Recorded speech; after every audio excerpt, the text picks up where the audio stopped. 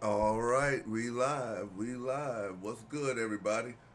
We are in the building. We have a special interview tonight. Skinnosphere podcast. We have none other man than he's definitely legendary as far as what he does in the dog space. His knowledge of what's going on. Definitely, you can see the care and compassion in what he does comes through. And I think after this here interview, you're gonna get to know him more than just being a legendary dog person in the dog community, but you're really gonna see more from this person. So, without further ado, we're gonna bring him to the stage because we appreciate his time and we're considerate. And we actually had a friend of his was on the last episode, Stan the Dog Man, and yeah, these here are individuals are doing great things in the dog space, and it's just a pleasure for me to interview this brother. He has over 1,500,000 subscribers across all of his platforms. A man who needs no introduction.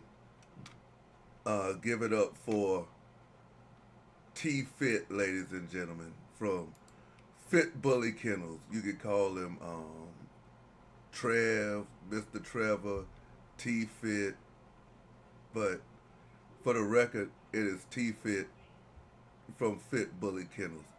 Where's that drop? Why are you late with the drop? How you doing, boss? Hey man, hey, I'm doing great, man. It's a pleasure to have you on the show, man. Likewise, man. Likewise, man. I've been a supporter of yours. Let me tell you exactly when I became a supporter of yours when I tuned in. Is when you had I think you had a double litter at the time. It was Oh, Zora and Amir. I mean Zora and Maya. Maya. Yeah, at the same time, and I think that's where Hera and Ego Junior Yep. came from, and you had them, and I watched that, and well, I'm just gonna get into that. I'm just gonna get into that. Hey man, this here is T Fit, as you can see his name down there up under him, um, from Fit Bully Kennels, man, and I am really excited to have you on.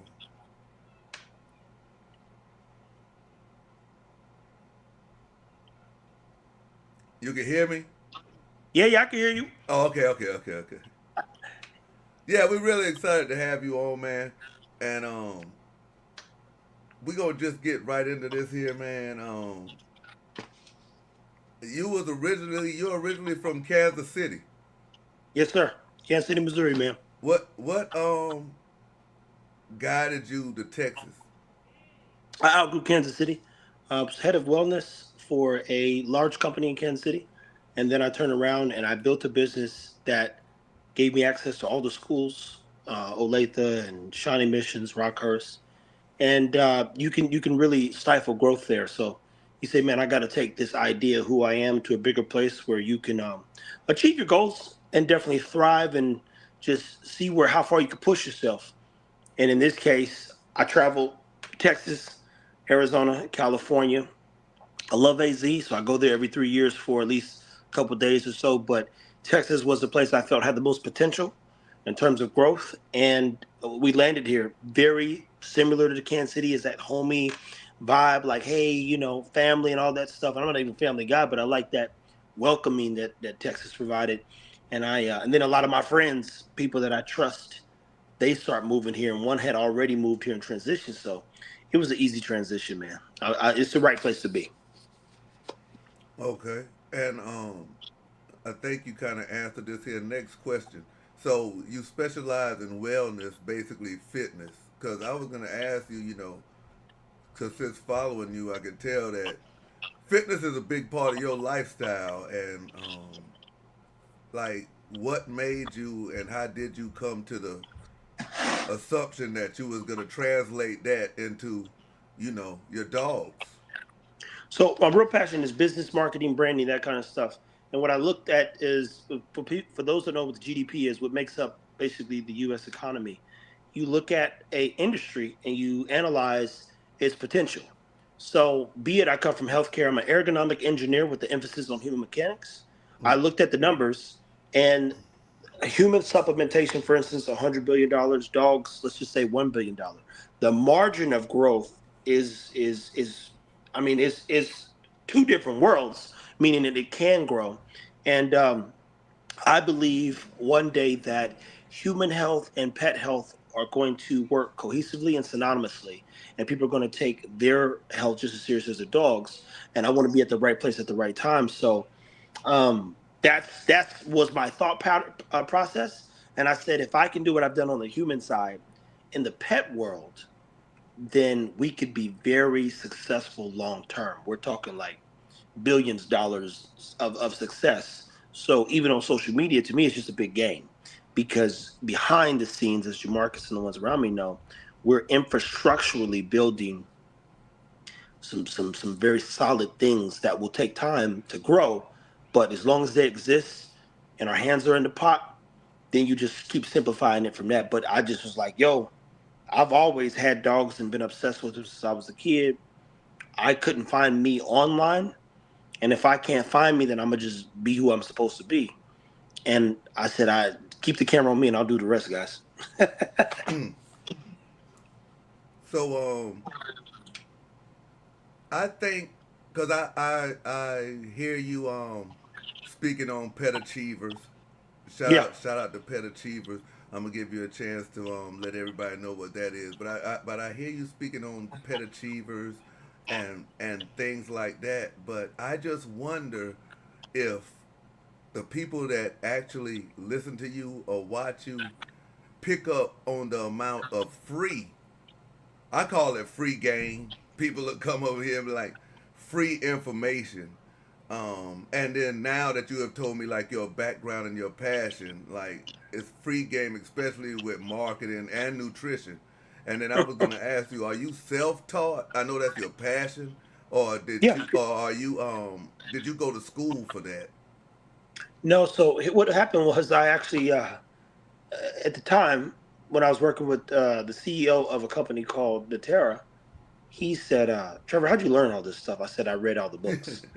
So your PhD physical therapy books down to the strength and training book you can get at your Barnes and Nobles, the red one and the old school blue one. I read everything, and I figured I learned how to apply it.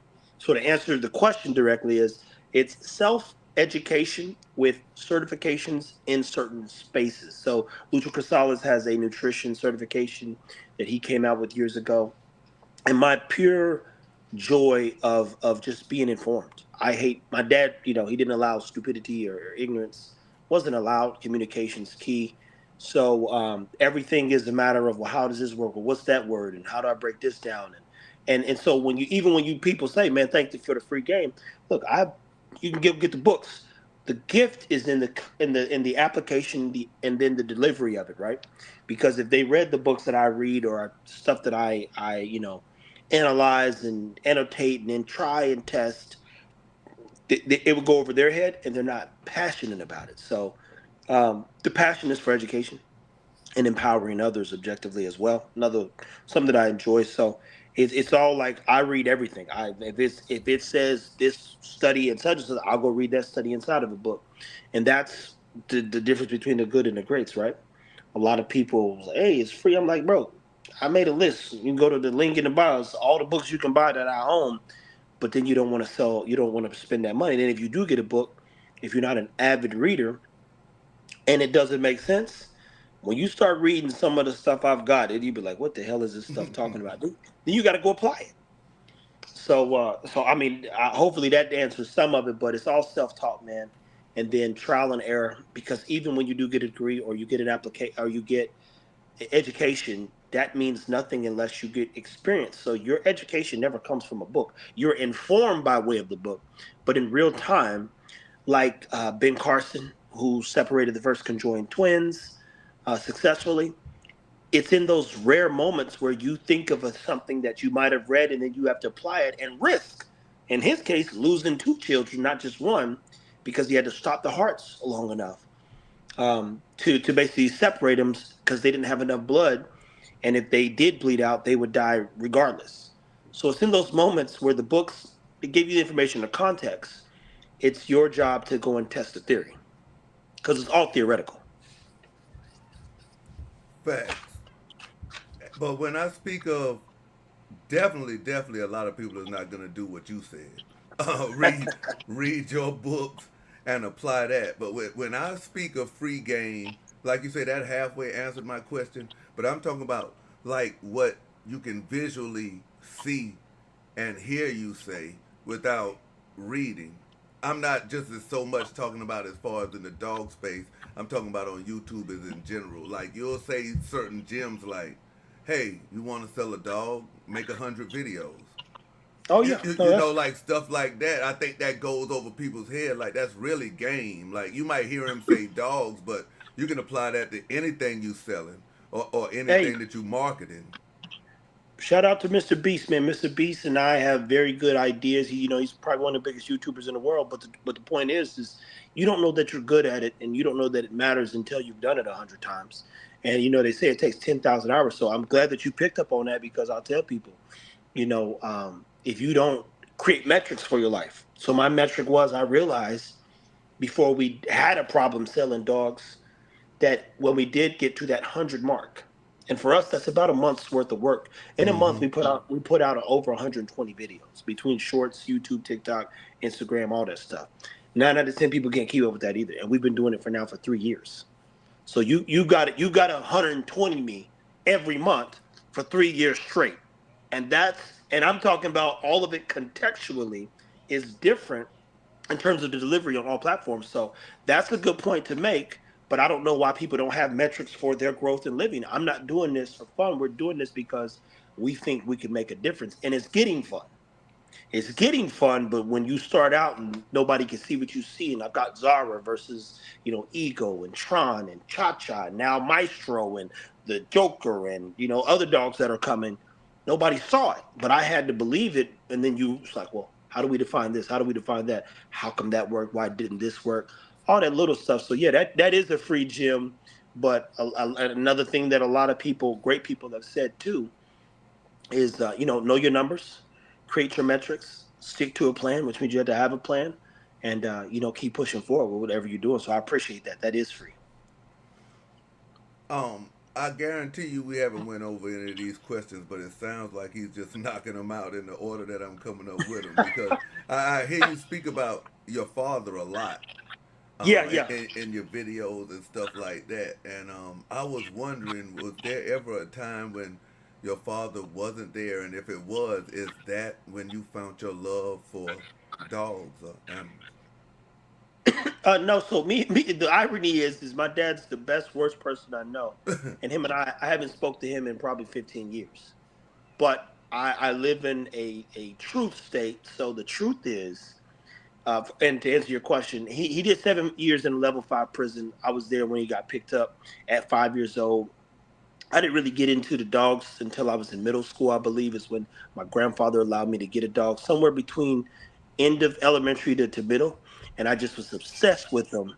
And he said I couldn't get a pit bull, but he allowed me to get some German shepherds. And as I tell people, I did my breeding with my dog Ringo, and kept a dog named Tank with Deacon Long's female Sandy from the church. But objectively, Mr. Cochran, my father, he just hated the idea of me ever going to jail. So he put, we'll say, the fear of God in me, and he gave me a level of certainty that I don't think enough people have today because he hated the idea of me even thinking like somebody else. Hmm. He was like, "Who told you that?" Secondary information was not allowed unless I could prove it. I'm not to speak about it. Hmm. Filler words, grunting. I mean, there's so many things that he installed. Reading out loud, even if you guys are listening, you have children. Your English language, along with other languages, are based around your vowels A, E, I, O, U. So when you see me enunciate or change my mouth, I had to practice those little things growing up because that's your language. And if you are to be clear or articulate, then you need to know your vowels. And some of your biggest words are just vowels. And if you want to draw people in, your mouth movement and tonality, and I had to read out loud. My grandmother was a second grade teacher. There, I couldn't say nasty. I'd have to say words like insipid, vocabulary, all these things. I live by defining things in my life for as long as I can remember. So he just installed a lot of stuff that definitely has given me the fortitude to be where we are today and break and basically never break. And of course, there have been moments where you say, "Man, fuck this shit." Not just the dogs, but just in general life. But objectively, you either go and walk off a bridge or be great. Mm. That's the statement I live by. I'm like, if you and people call me complaining, ugh, I said, "So are you gonna kill yourself?" They be like, "Oh shit, Trey, what are you?" I said, "If you're not gonna kill yourself, figure the fuck out, and move on." Oh, Yeah. okay. I'm not. I don't want to hear. I'm not a trash can. I'm like, oh, you going through whatever you're going through. Good luck. But you don't. I don't. I don't tell. I don't call you or anybody for that matter and complain. I don't. That's why I said we did a video the other day, and I said when we make it, I won't have the drama story. There was history in my past, but I don't do the drama thing. That's why I don't read comments and stuff. Like I don't. I don't care. Like I only care about the dogs and what we're doing in our house, focusing on what's in front of us and moving forward. Whatever somebody else is doing is literally. I don't look left and I don't look right. I ran track. When you're in a race, you got to look forward and pray to God you get across that line because of all the work you've done. First, the minute you look left or look right, you're screwed. Dog breeders, which I consider you, in a strange way, you kind of like God in a sense, or Dr. Frankenstein in a sense. That's fair. How do you keep yourself in check? By restraining from trying to come up with a new breed of an exotic dog, just for the looks or for the money, instead of the betterment for the breed. That's a good question, man. So I believe in integrity and value, and I don't think value lies in creating something that already exists. There's an AKC book I have right behind me, or in front of me, my bad, and it's got 400 breeds. I don't think another breed needs to exist, and I look at that from a business standpoint. So when you go into businesses, you say, "Do we need to create a new Red Cup?" No, Red Cup exists. Can somebody rebuild Apple? No, Apple exists. You're not going to outbuild Apple, right? So when I look at the breeds and stuff, money never has intrigued me. I've been around wealth and rich people my whole life, and it don't intrigue them neither. And I did a talk on my Instagram the other day about wealth. So I don't get caught up in the semantics of hype because I don't need to shine. What we do, education, $1.3 trillion industry, I believe it's always going to be bigger than me. And nobody's ever seen. I never measured ego's head. I never, hey man, look how much he weighs. That's childish to me.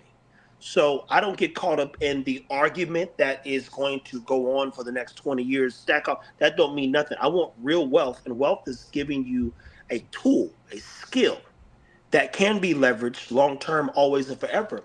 These dogs, the Jack Russell, the Rottweiler, your Salukais, a lot of these breeds have thousands and hundreds of years in some cases of history. There's nothing I could do to make it, well, you can make it worse, but how do you better something? You better something by respecting it. So a lot of times men don't know that they're as good as they are until someone shows them respect. Could be a woman come in your life, treat you as all of a sudden you get out and get your shit together. Respect goes way further than anything else. So I will always respect someone's work, the breeds that exist, and the passion someone has. But I don't get caught up in the hype because it's another thing that's left and right of what my focus is, and that's health. And I think the funnest thing about health is there's really no metric for it, right? You can get all the blood work done in the world, and we have the video where in February I just did Ego's blood work, and it padlocks on there saying it's good. Well, y'all, by August going into September, he got cancer and died. So I did the part that I've recommended people do, and still lost.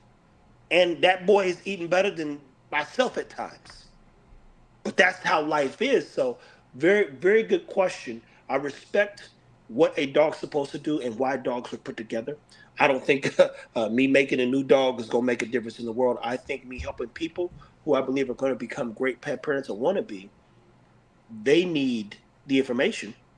And I believe that's more valuable than anything I could ever put on this earth in terms of a dog or a new breed. I this here is totally off topic. I got my partner.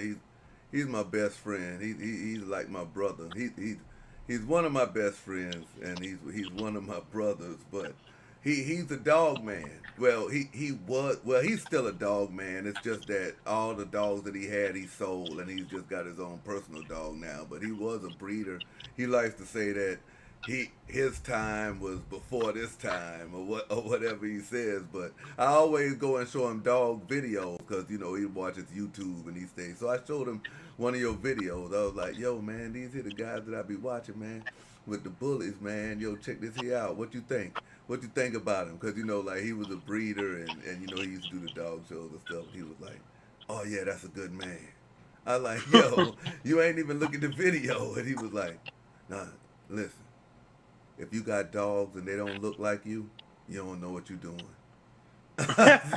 Like, man, he was like, yo, that dude right there, he's in shape, and his dog's hanging from that pillow.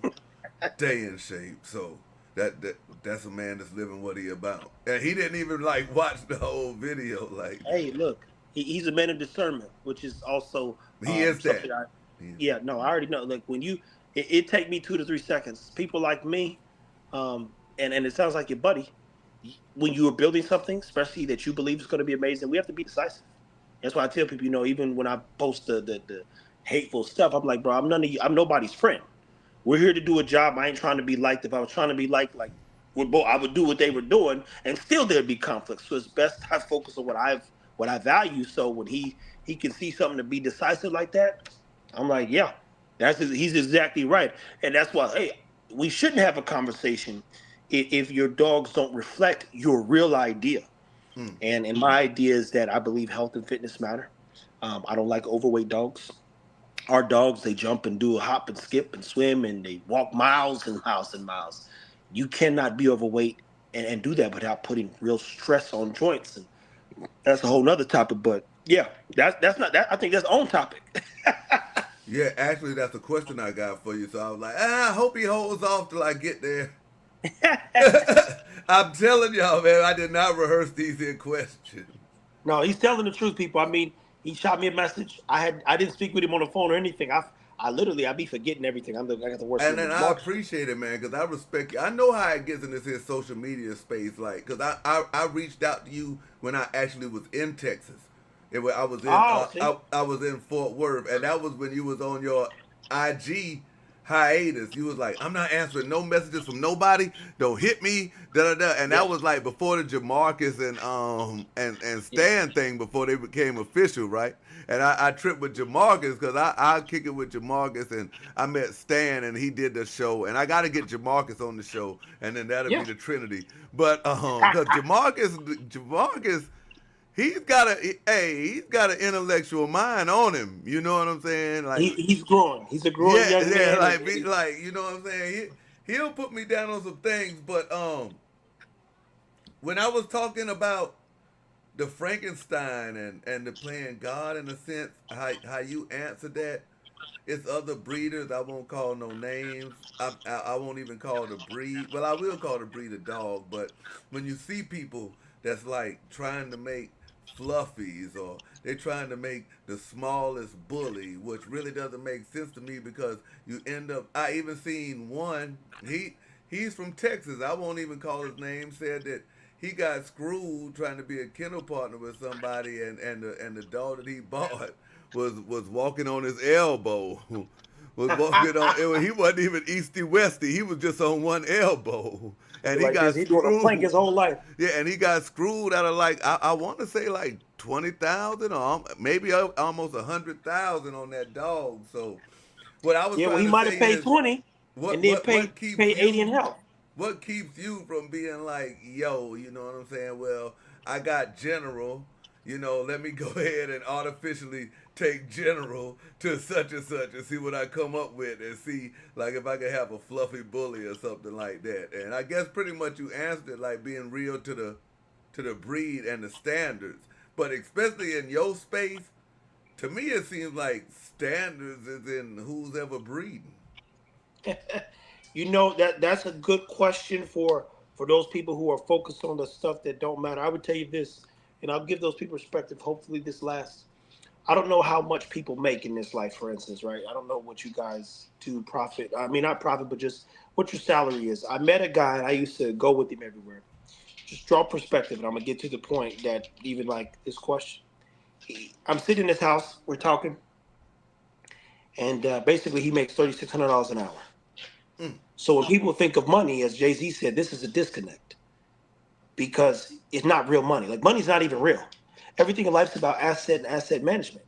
A dog that looks like Frankenstein is a reject. I'm not a reject.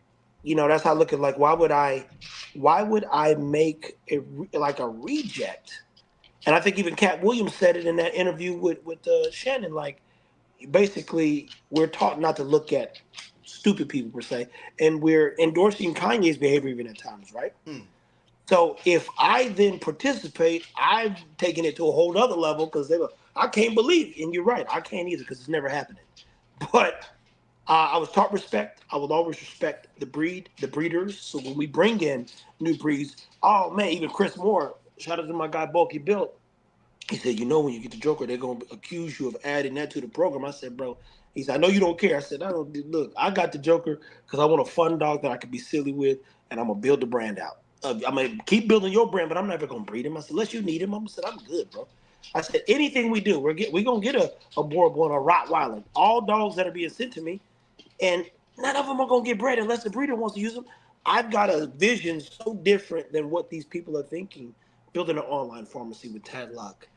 We already own a supplement business. Creating a community of people who impulsively may have bought a dog, but guide them through their journey with their dog while studying healthcare. Our first daycare will be on the ground by 2025, and that's going to be a data-driven center. Like this is when people are breeding a dog and even getting hustled out of 10, 15, 20,000. That's a responsibility, and it increases your cost of living, etc. When you build a business, your cost of living comes down because you can afford things and you can shape the world in your image. Hence, every time Elon Musk goes out there and sees a Tesla somewhere, guess what? That's the world being shaped in his image. And everybody thought it was stupid until one in four cars is a Tesla. So, with respect to all breeds and even breeders that have good and bad ideas, I will always respect myself. And the best way to respect oneself is to make sure that in my reflection, when I look at a Tron or at the time Ego and Maestro and Joker and whoever else I bring, the general, they got to look somewhat like me or look healthy because that's what I believe in. For sure. Check this here out, man. We got it. This gonna be the first time we ever added this here on the Skinnosphere podcast, but I'm gonna say a name. Now, these here are my favorites. These are my favorites, so don't judge me. I'm gonna say a name, and I want a one-word answer from you when you hear this name. Okay. Now these are my favorites. Now these are my favorites. Now, Baloo, Bozo, Hera, Queen, Amira, she's a goddess.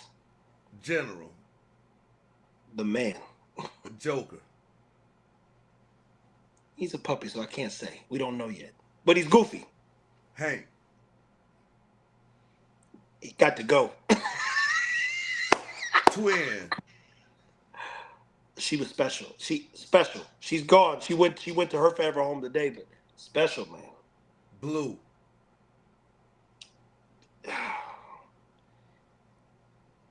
He's the firstborn, so legacy. Ego's daughter. I forgot what you named her, but the daughter Lily, that, Lily, the one that looked like her, the yeah, Burl. yeah, Lily. She's sweet. Okay. Um, I literally watched you build a team of black men. Like when I started watching you, it was really like just you and like Stan and them would be around, but it wasn't official.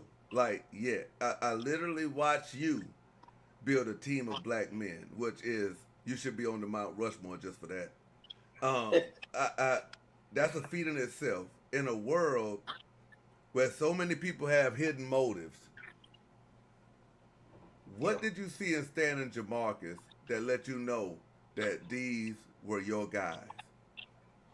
Well, they have a lot of growing to do in general, and they want to be better men, and they don't necessarily know how.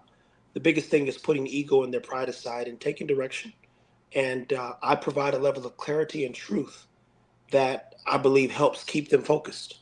So, and then people like Richard DeBerry, I can't leave him out because he's part of what I would Shout out to consider Richard Kim. DeBerry. I was gonna get to him in the next question. Like, oh man, it's like, Yeah, he's a special one too, and he's a reminder to keep going. But I saw their, I don't like the word potential, but I saw there's a hope in both of their eyes to figure this thing called life out. And that's and because they keep showing up. See, 90% of life is completion. The 10% is what looks like success. So the people who start and finish, like get to that 100%, you'll get there. But 90% of life is completion, and 9 out of 10 people give up on themselves. And I'm very, very difficult to deal with, especially when it's what I'm building on the line. So they're individuals who have that. It's a glimmer of hope in their eyes, and that's why you say I'm gonna stick with them as long as they stick to it, and I won't give up on them as long as they don't give up on themselves. And they are men who I believe have stories. They've already had enough challenges and tons of opportunity ahead of them as long as they stay focused. And I'm a regulator when it comes to being focused. So they've got a very bright future ahead. And as far as I'm concerned, they with me till probably the day I take my last breath. yeah. What really let me know that it was a real bond?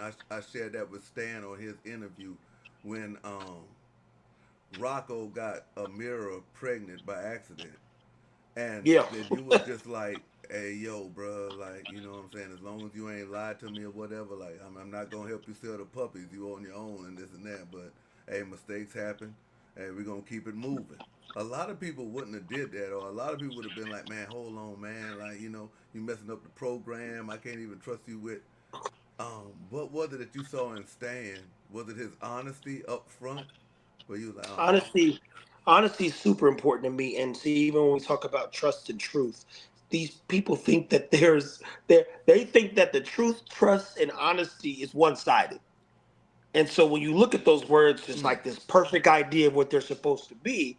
But the truth is, there's ugliness to the truth, right? There's ugliness to honesty. There's ugliness to a lot of these perfectly imperfect words.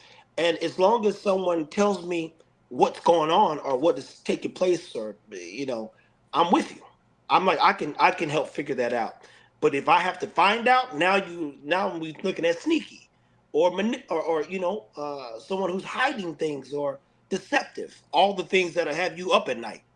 So when Stan called and we talked about that plenty times, he says, "Hey man," oh, and I said, "Oh, that's fine." I said, "Well, make sure nothing happens to her.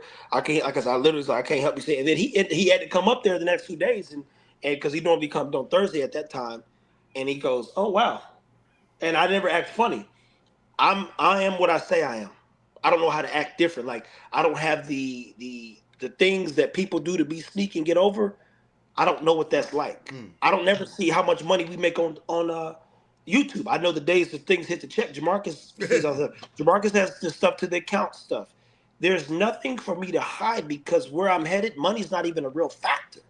And so in this case, if character, which I believe will hold its weight in gold, is if the character shows up and we look at the good, the bad, and the ugly, and most importantly, truth and honesty. Honestly, does it make you feel good? No, my stomach didn't drop. I didn't get sick when he told me. I was like, oh, okay, accidents are gonna happen. I'm not going, and I'm not beyond that either. But it happened. I got to keep moving forward regardless. So because he let me know and informed me, and I heard it from him, didn't have to figure it out, and he do nothing sneaky. That's easy, man. You tell me the truth, even if it's the worst truth, I'll survive. Tell me a lie, you're dead to me. one of the hardest things for me to watch as a viewer. I mean, I create content and all of that, but one of the hardest things for me to watch as a viewer was Ego's transition. Can Oh you yeah. take me from when you got the news of his diagnosis until you had to put him down in real time because I saw he was healthy all the way up until you shot a video by your pool Yeah. and Stan was like, you told Stan, you was like, hey man, you see this? And Stan was like, what? And I think he bruised his nuts. And you Yeah. was Oh, yeah. It like, was. you was spraying stuff. You was like, yo, I gotta go get this here checked out. And then next thing you came back and you was like, yo, he got lymphoma. Yeah. That's actually another good way to good question. So when I'm recording Tadlock's reaction originally after taking Ego in, he says, "Yep, it looks like lymphoma." But realistically, I called Ruben, and Ruben said, "Trevor, oh man, I hate to be the bearer of bad news." He said, "But anytime the back legs are swollen, he said it's probably lymphoma. I'll take him in the next day or either that day or the next day." And Tadlock confirms that's when the stomach drop a little bit. You go, oh shit, dude. And then you're hoping for good news, B cells, T cells, and it just keeps getting worse. And then to the point where we had to share that Tadlock's like about 2 weeks, um, and you look at that time frame, and the worst part about the whole thing was watching him deteriorate and fall apart. I've watched that dog, and when I say watch, I've been there with him. I mean, that was my guy. I've been there with him through everything. So to watch him fall apart and be helpless but motivated, like even up until that last day where he was breathing heavy, and I had to call Ruben. I said, Ruben, Eagle don't have trouble breathing unless we outside doing crazy shit. And he says, Trev, his body's fighting so hard that he's going into congenital heart failure. His heart's going to fail. And he says, so the question is now is his quality of life worth the suffering? And when I'm looking at him, like he can't even hardly hold his head up. He's like eyes are closed, and he's done nothing. You go. Today's the day. He's got to get some rest. And so when we got in there, and the doctors are, he gets over there. I had to like move. He didn't want to move. He was just wore out. His body was tired, man. So it was probably one of the realest losses I've had in probably 15 years. But even during COVID, both aunts died. My grandfather died around that time. Within 18 months, four folks, 18 months to 2 years, four people that I knew and grew up with, they all died. And not necessarily from COVID, only one aunt did, but it's just boom, boom, boom, boom. So that didn't affect me much because they had a good life. And it didn't affect me as like people wanted it to, because when you live responsibly, and even when I watched my grandfather die, I didn't watch him die, but when I went to go to the funeral, my mom's on my shoulder crying, for instance, and I'm looking at grandpa in the casket. I wasn't crying because every time they called, I went out there like a good grandson would to help. My mom would call and say, your grandpa needs to see you or he needs help. I was there one time when he fell when nobody was there and helped pick him up. It was a funny video that I made. Cause I walked back and I said, oh, good thing I got my, I said, grandpa, what you doing on the floor, man? I just slipped and fell out this chair, man. And I was like, how was you going to get up? So losing Ego and gaining his son is another real wake up call. But in my opinion, it's also one of them tests for those that believe in the higher powers in God, where if you really love this, you're gonna have to do this again. If you really, because Ego's the block. If every dog got built around that dog, his confidence, his clarity, his poise, his patience, everything that you'd want in a dog. That was him. That's my guy. He would be sitting right here, right now. He's the only one really allowed in the bed. and he would be right here right now if he was here. And so losing him just as a reminder in some cases to stay focused, stay faithful to the cause. Remember that it is bigger than a dog. It is bigger than one's losses. And what an opportunity, because there was someone who messaged me and said, well, a lot of people messaged me, but they said, had you not posted that video, we saw a lump on our dog's neck, Hmm. took it in, the doctor was able to cut it out. Whether they like what I share or don't share, my job is to share my truth. I ain't gonna be here long enough to be judged, especially by people even watching. So I respect that question and even you saying walk us through the story, because I believe it helped more people then it hurt. There was a woman who shared that her mom died of thyroid cancer, her brother died of cancer, she herself and her dog right now have cancer, and seeing Ego fail is one of those things where she's like, my life is bad enough. I hate that you're dealing with this. If it's my time to go, but I just want to let you know you're not alone. And I'm thinking, I'm not alone. Shit, you got way worse Mm. in from where I'm sitting, but I screenshot over 200 messages, man, and it was truly, I have to say, a I think it just did more good than it would bad, because if I have to be the light or the martyr with whatever's going on, my job in this world is to live by the truth, and my truth, to be clear. I'm not looking for, hey, was this right or this wrong? It's like, what's right in this moment? There's comic relief. So when I'm smiling and like, man, they giving this nigga chocolate before he dies. It's only time a dog gets chocolate. There's got to be comic relief. There's got to be seriousness. There's got to be faith. There's got to be focus. They want it to look like this, but that's not that. When you go to a funeral or wake, someone gets up there and tells a fun story, and people are laughing because they can connect to some experience that they too had with, said dead person. So you have to be all those things, because that's what Ego was, definitely to me. He was funny. He was a blast. He was strong. He was fierce as hell, and he was a good dog, man. So losing him is like losing the soul of this house. Like I said, I don't feel like I have any dogs here anymore. I don't like. I don't. These niggas in the garage, they ain't my dogs. I mean, they're my dogs. They take care of them. Hell, they was out all day trying and cha cha. But and Zara's probably the only dog that's my girl. But Ego was like my guy. So I don't have any dogs anymore. Joker's gonna be that. Hopefully, Maestro will become that, and anything else we do, that's the second wave. But my dog, he died, man. Yeah, man. As a viewer, that thing hit me hard, and then I was gonna ask you about that because I remember hearing you say, "Oh man, um, a lot of people online is taking it harder than me." I've Yeah. come to the realization that it's a dog, and a dog is gonna, you know what I'm saying. But I was like, nah, he feel it. Ego was different. Oh, bro. No, no. That's the part. They wanted to be tears, but it's Right. joy involved, because I told them back in Hunter's garage, this dog was going to be worth $300,000 and never be studied. So how does a dog be worth that? Well, he's reached so many parts of the world. Like I got men crying from Africa. Like, yo, can we? Richard said, man, I had to cut it off, bro. I couldn't watch that. So he did what I set out for him to do, Mm. and I got two out of three things. He had the litter that I wanted to have, which was planned 3 years ago. He was a leader in his own right, and the only thing, and the only thing that we didn't get was him living to 15 plus years. So I'm two for three, and that's how I kind of, like, again, I like my metrics. I'm two out of three on what my goal was for Ego. He was just supposed to be my dog. He's supposed to reach the masses. He only ever really had one breeding. Maya was like, oh, Maya can't ever get pregnant. Let's see what happens. The bitch gets pregnant. I'm like, what the fuck?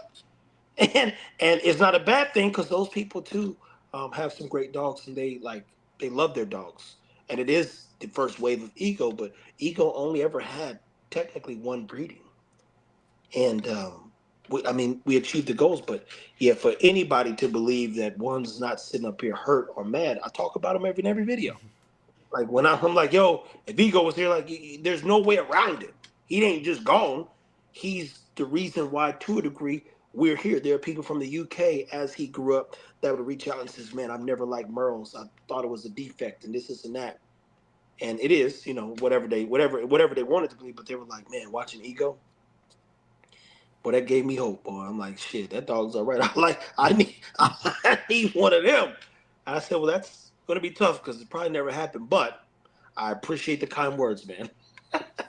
Yeah, man, seeing him, like, I mean, if you just watch your videos, and to say you one of the content creators on here that you upload so much, like I'll get a recommendation, and I'll be like, how the fuck I missed this? You know what I'm saying? Like I see the video today, I'm like, how did I miss this? You was talking about what was you talking about? It was a short. You was talking about Hank, I think, and you was like, oh, he's hard headed, and this, and Stan was trying Oh to yeah, yeah. train him, and this and that, and I'm like, how I missed this here about Hank? And, but to say that is with Ego, and you were quick to say that Ego Junior is not him, No, and you know, because people be like, well, you could create another Ego.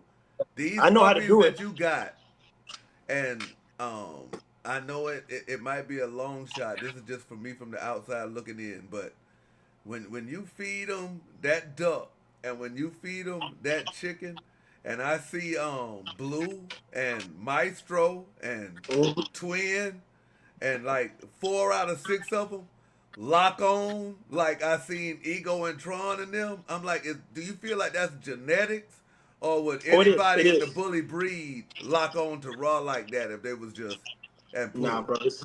Look, there's simple things. There are police people. There are dogs that they breed in certain departments to ensure that even when a dog's doing bite work and it punches in, it like the same marks should be in the same place. There are epigenetics um, that go into it, and we're seeing these behaviors, and that was the point of the breeding 3 years ago.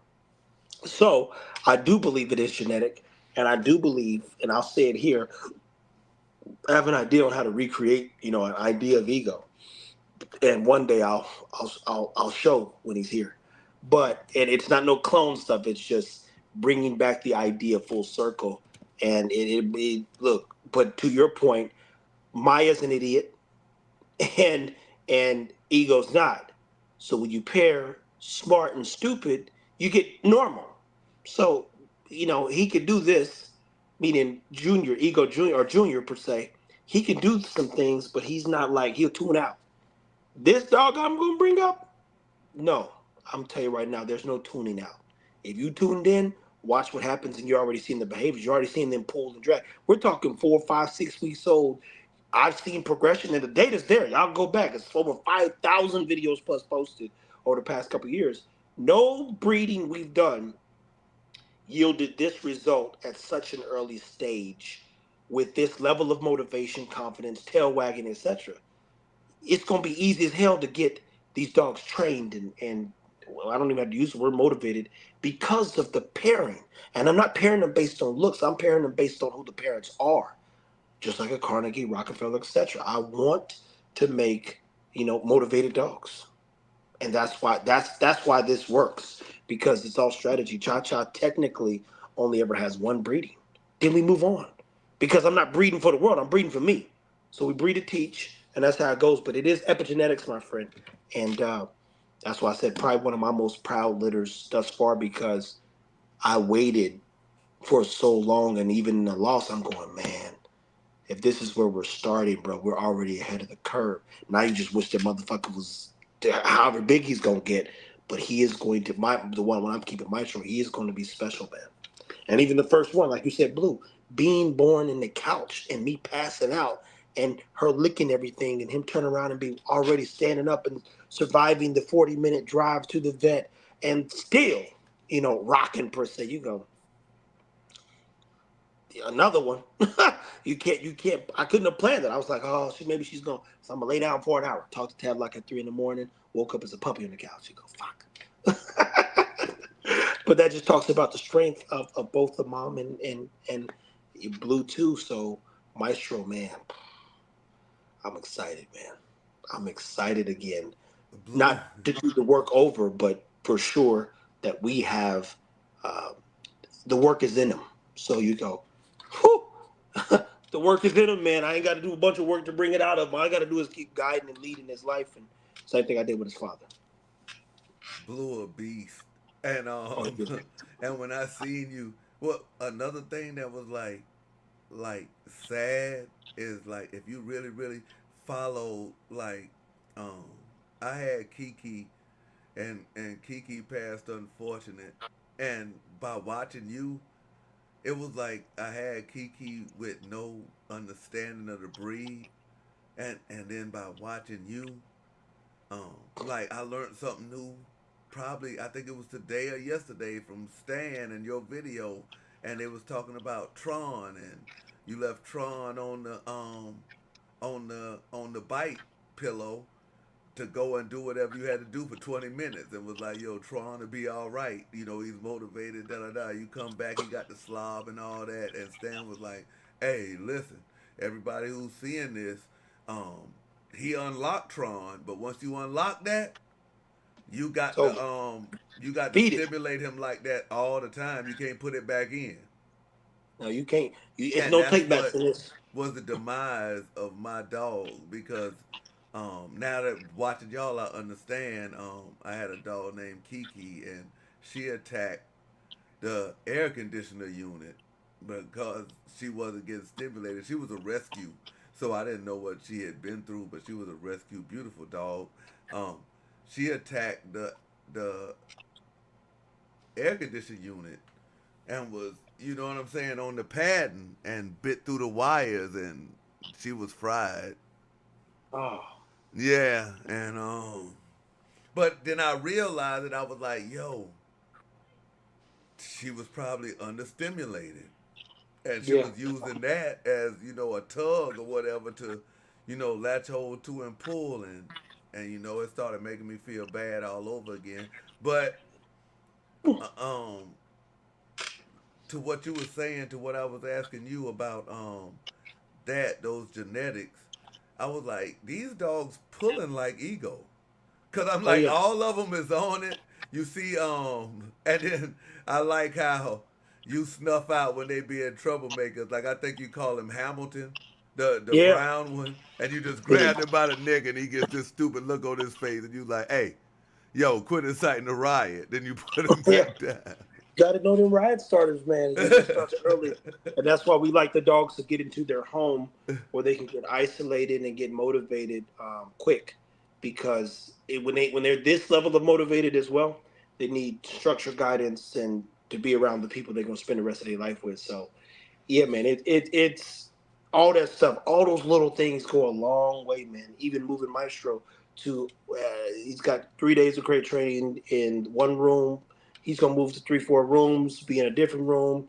He'll never see the other dogs even for almost probably 60 days. He'll meet Zara at some point, but I'm going to develop him, and that's going to be a process because he's got to be unlocked. And part of even unlocking actually is balancing that, because either one day your dog acts up if you don't push to see how far they can go, or they find a way to chill because they're accustomed to the routine. So like Jamarcus, he'll walk all the dogs, and maybe okay, Cha Cha's days today's not our cardio day, so she'll hang on a tree.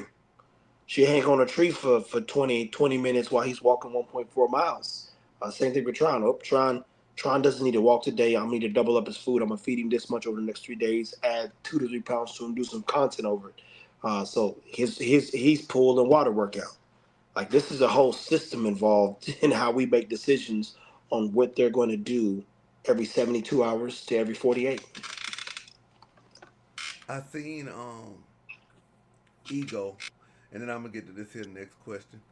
I I seen a video. This was around the time when Ego got diagnosed, and you had Ego and Tron out. I think you had the General out, but it was one of those times when you was at the park when you would throw the. It was at that same park where Hera and Cha Cha got into it, and Oh fuck. and I think it was on y'all way in, and you was gonna do some pipe work, and it got time for Egos, and he just fell over on his side. Was Oh yeah, that yeah, yeah, yeah. was that around the time when you was getting worried because I never It seen was that with Ego. it was close, man. I saw some swelling in his neck area, and I didn't know where it came from. And I didn't think nothing of it. I'm like, oh, maybe he got bit by a spider or a bug or something. I've seen hematomas. Flex got bit, so I just can't say at this moment in time. I literally don't know. But once I see it, that'll freak somebody like me out. So I'm like this: put him up, Yeah, take him back to the house, bring out Tron, and you do have to be cognitive of or just aware the heat. of the conditions in Texas. Like it's brutal here in Texas, man. Yeah, that's what I was thinking. Like maybe but I never ever seen like you'll put Ego up, Tron up. You aware of the heat, like you'll put them up before it even gets anywhere Yeah, near. no, I never I seen can't him afford to like lose him. just No, fall no, I like can't. that, and I was like, yo, that's not. You Yeah, know. he was. He was. I think his neck was swollen for sure. Definitely overexhausted. But Probably. Tadlock gave him the okay then. Well, I didn't take him that because I just like, oh, he's hotter than usual. Okay, It okay, might have okay, been okay. but it was like as you watch the progression of it. To your point, um, more times than not, he's fell over less than, but it's not improbable, Okay, depending on okay. how Oh, so hard he's he's fell triggered. over before, like in exhaustion. Oh yeah, he's hit them lines where I think he's dizzy Okay. because he'll get so locked in on like getting to this thing, and I'm like, yo, bro, you gotta cut it out, and you put it up, and he's like, and then he's just like, boom, and he catches his breath, and he's back up. But he's done it a few times, man, and I'm like, boy, put that nigga up. This is Okay, tripping okay, because okay, okay. he can't come out of it.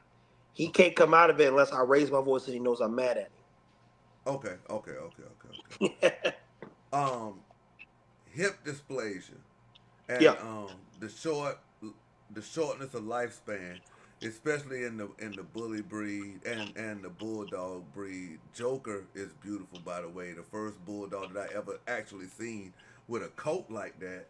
Um, I had a partner who played for the University of Georgia Bulldogs, and when he made it to the NFL, he got a Georgia Bulldog, and they didn't live. I think they lived till like they was 8, and he was like, "Oh, I'm lucky I got 8 out of it." You know what I'm Yeah. saying? And but Very, very, very realistic.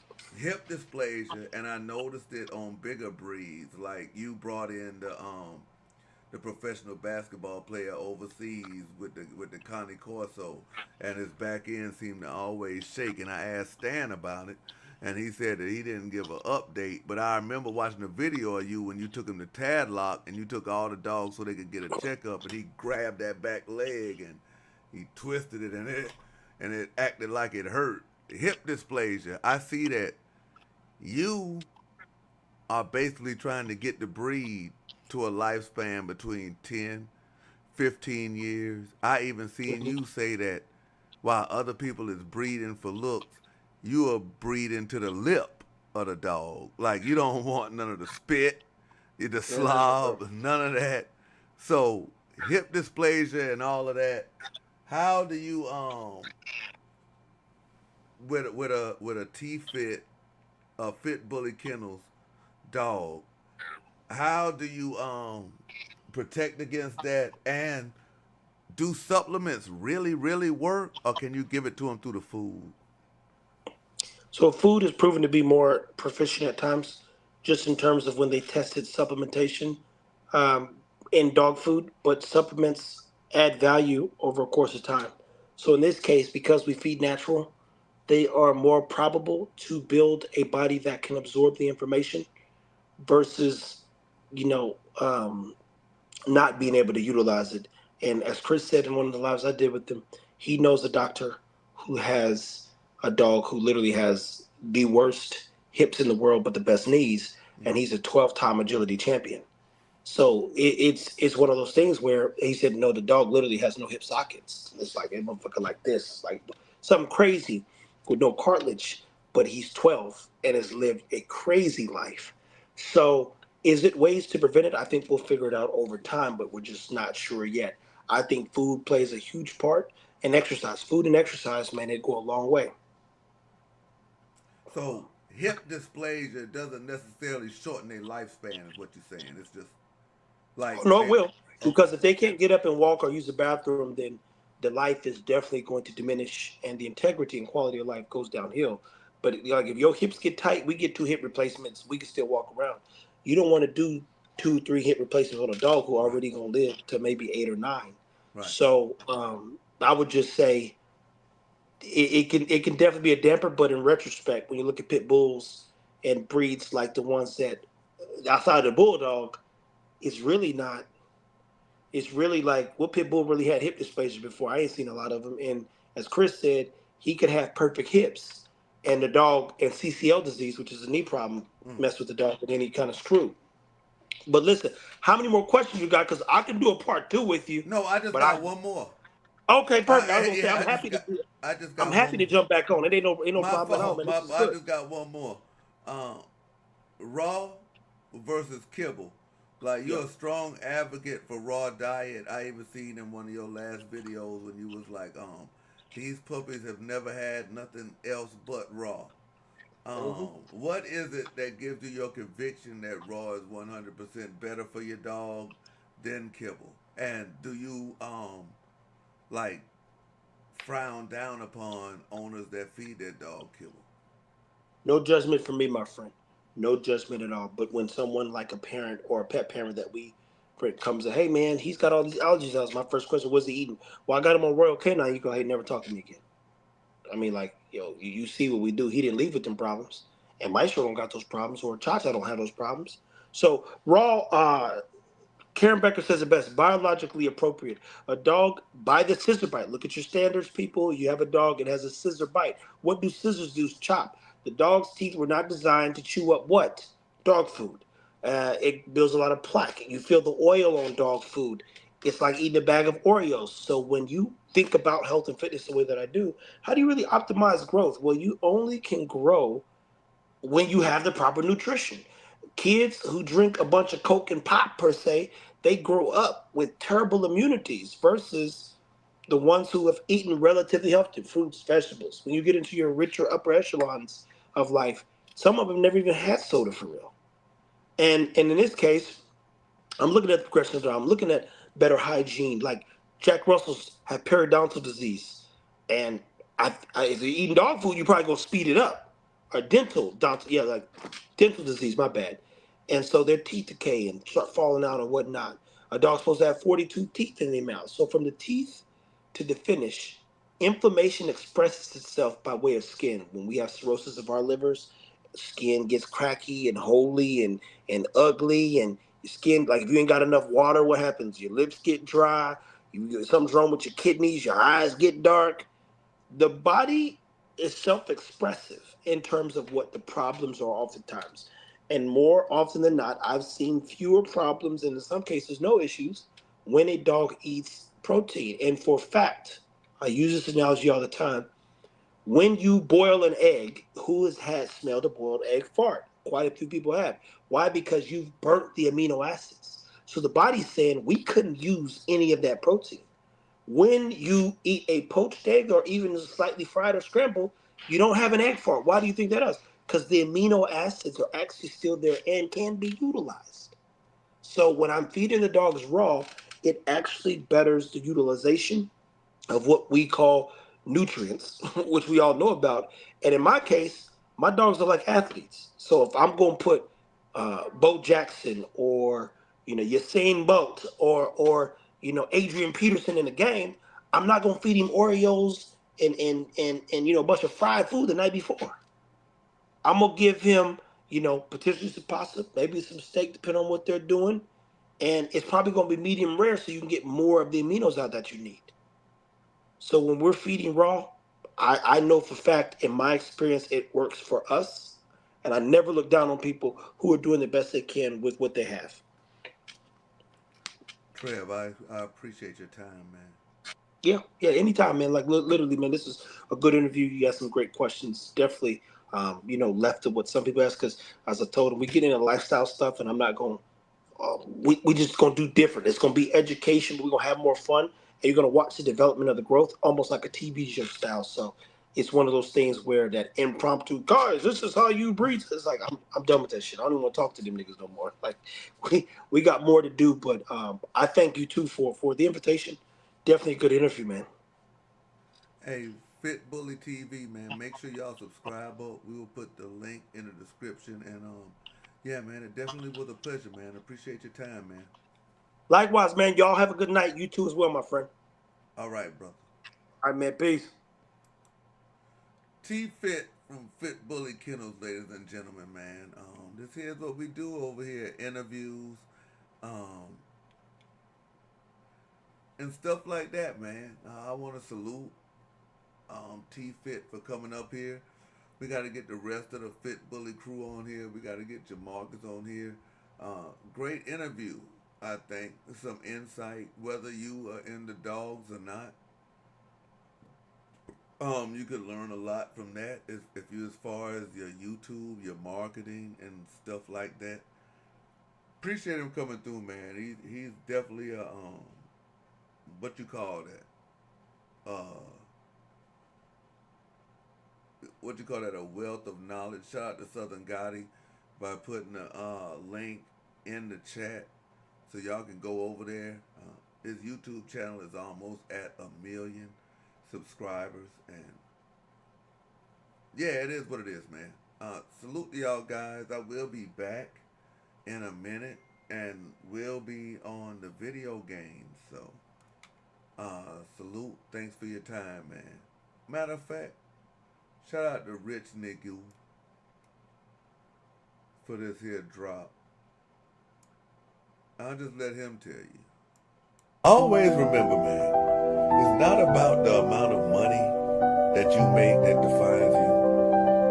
It's about your relationship with the Creator. With that being said, thanks for your time. Time is one thing you can't get back, and you chose to spend it watching.